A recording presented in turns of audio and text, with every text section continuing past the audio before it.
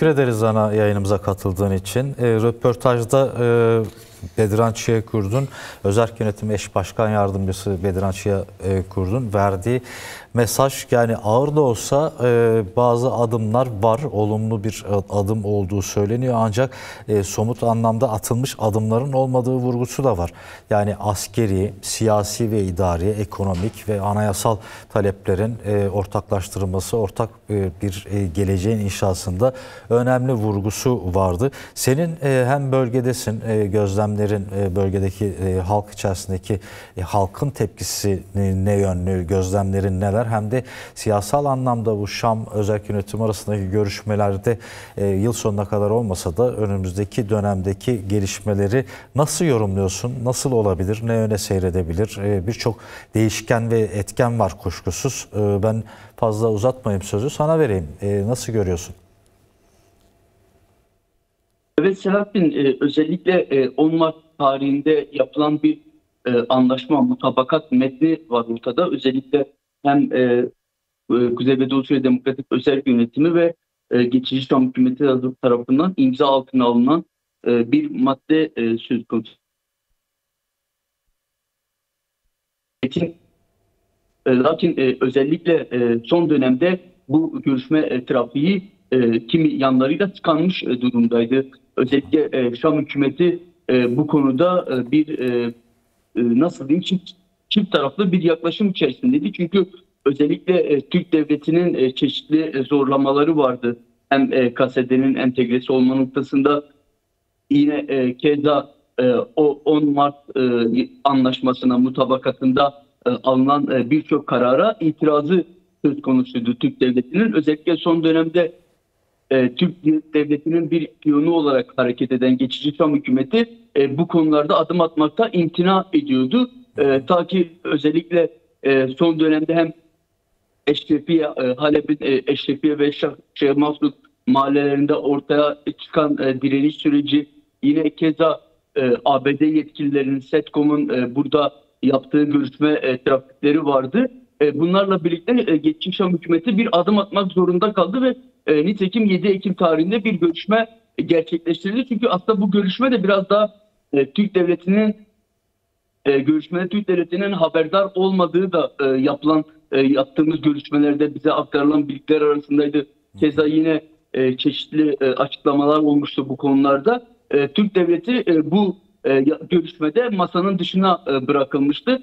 Bundan kaynaklı da hemen zaten Şabani'yi direkt Ankara'ya alelacele çağırıp Şabani ile görüşme gerçekleştirdiler ve yeniden bir durma söz konusu ortaya çıktı. Yani daha sonra görüşme trafiğinin durdurulması tartışmaları ortaya çıktı.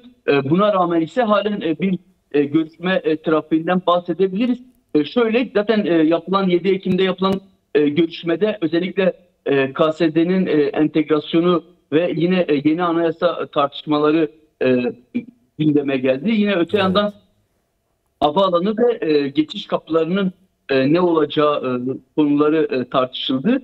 Bu yapılan tartışmalarda nitekim özellikle hem Kuzey ve Doğu Suriye Demokratik Özerk Yönetimi Eş Başkan Yardımcısı Bedran Çiyakurd'un da bize verdiği bilgi oydu.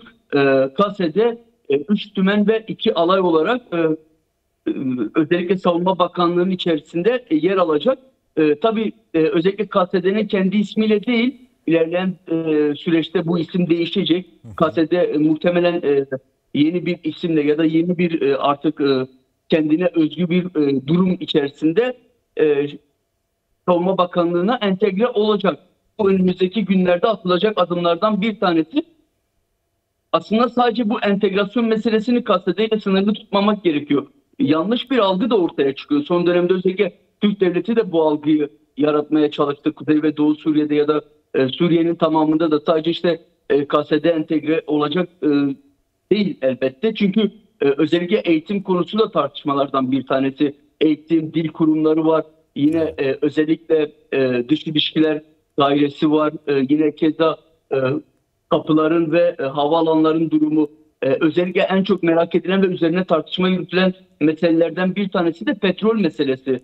Selahattin, çünkü çok tartışıldı. Acaba petrolün gelirinin kaçta kaçı merkezi hükümete verilecek ya da kaçta kaçı Kuzey ve Doğu Suriye'de kalacak, bu tartışmalar da söz konusu. Yani aslında entegrasyonu bir bütün olarak, demokratik bir entegrasyon olarak ele almak gerekiyor. Çünkü Kuzey ve Doğu Suriye Demokratik Özerk Yönetimi ilk andan itibaren yaptığı, yürüttüğü sahadaki bütün çalışmaları bu şekilde ele aldı. Çünkü bir demokratik entegrasyondan bahsediyor. Bunun içerisinde anayasa tartışmaları da var. Yine bunun içerisinde petrol gelirlerinin paylaşımı, yine ulusal değerler oluyor bunlar zaten. Yine su ve gazın paylaşımı noktasında da tartışmalar var. Son dönemde yapılan tartışmalarda biraz daha KSD'ye yönler, eksenler çevrilse de aslında bir bütün olarak geniş bir tartışma söz konusu. Özellikle belki siz de hatırlarsanız geçtiğimiz haftalarda geçici Şam hükümetine bağlı bir heyet Tapka ve Rakka'da incelemelerde bulundu. Evet. Görüşme gerçekleştirdiler. Özellikle Kuzey ve Doğu Suriye Demokratik Özerk Yönetimi eş başkanlarıyla ve yine Rakka kantonu eş başkanıyla bir görüşme gerçekleştirildi.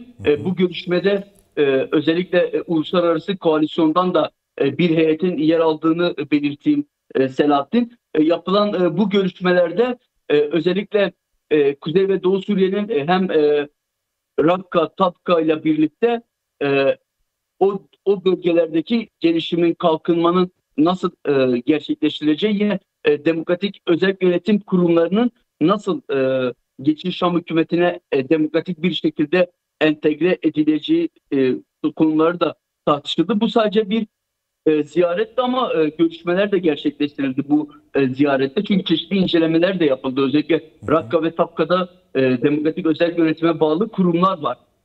Hem eğitim komitesine bağlı kurumlar orada, yine çeşitli kurumlar var orada. Bu kurumlar da ziyaretler gerçekleştirdi ve görüşmeler yapıldı.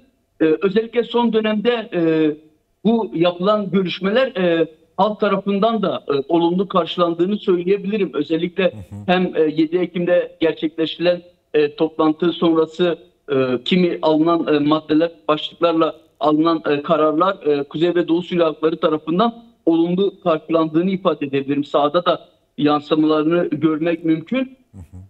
Öte yandan Kuzey ve Doğu Suriye Demokratik Özerk Yönetimi de hem bir yandan görüşme trafiği devam ederken diğer yandan da halkların örgütlenmesi noktasında kombinlerin, meclislerin, yine özellikle belediye çalışmaları da bu kapsamda devam ediyor.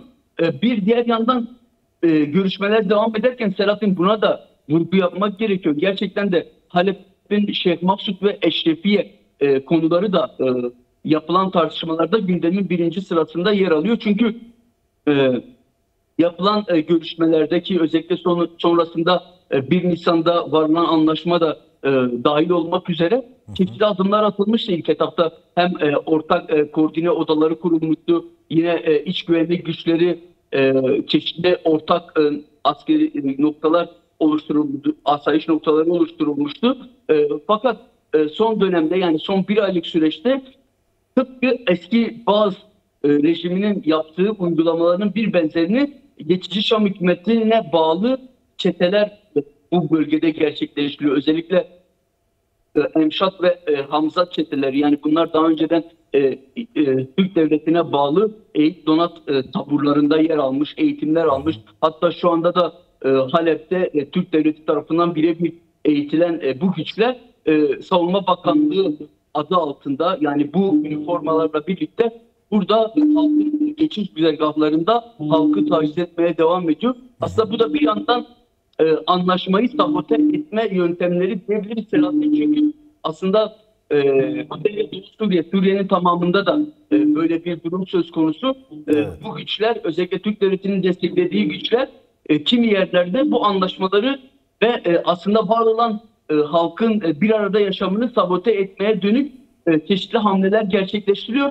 Buna karşı özellikle Şeyh Maksut ve Eşrefiye halkı zaten direnişleriyle ya da bir arada duruşuyla bu süreci aştı. Ambargo devam ediyor. Ambargoya karşı da orada komünal bir yaşamla aslında yeniden bir yaşam inşa ediliyor diyeyim Selahattin. Bunları belirtebilirim şimdilik. Yani özellikle şunu da ifade edeyim. Yani bu entegrasyon meselesi sadece KSD ile sınırlı değil. Önümüzdeki dönemde Kasım ayında tekrardan bir görüşme trafiği olacak. Bunu da söyleyebilirim. En azından Bedran Çiyakürdü'nün de bize verdiği bilgi buydu. Kasım ayında bir görüşme daha gerçekleştirecek Şam'da. Bu görüşmeyle birlikte çeşitli demokratik sivil kurumların da yavaş yavaş entegrasyonu ve komiteler aracıyla görüşme trafiği başlayacak.